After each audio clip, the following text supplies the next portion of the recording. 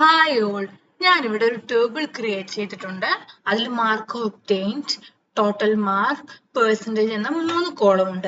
നമുക്ക് ഈസി ആയ വേയിൽ പെർസെൻറ്റേജ് കാൽക്കുലേറ്റ് ചെയ്യാനാണ് ഇന്ന് കാണിച്ചിരുന്നത്. നമുക്ക് നോക്കാം എങ്ങനെയാണ് പെർസെൻറ്റേജ് കാൽക്കുലേറ്റ് ചെയ്യണതെന്ന്. ഈക്വൽ ബ്രാക്കറ്റ് ഓപ്പൺ ചെയ്യുക, മാർക്ക് ഒബ്റ്റെയിൻഡ്, എത്ര മാർക്കാണോ കിട്ടിയിട്ടുള്ളത് അത് സെലക്ട് ചെയ്യുക, മൾട്ടിപ്ലൈ 100 ബ്രാക്കറ്റ് ക്ലോസ് ചെയ്യുക, divided by total marks, enter അമർത്തുക. അപ്പോൾ പെർസെൻറ്റേജ് കിട്ടിയിട്ടുണ്ട്. ഫസ്റ്റ് വണ്ണിന്റെ പെർസെൻറ്റേജ് കിട്ടിയിട്ടുണ്ട്. ഇനി നമുക്കത് താഴോട്ട് അപ്ലൈ ചെയ്യാം. അങ്ങനെ വളരെ ഈസി ആയ വേയിൽ നമുക്ക് എല്ലാവരുടെയും പെർസെൻറ്റേജ് കിട്ടിയിട്ടുണ്ട്. നമുക്ക് ഫോർമുല ഒന്നുകൂടി ചെക്ക് ചെയ്യാം.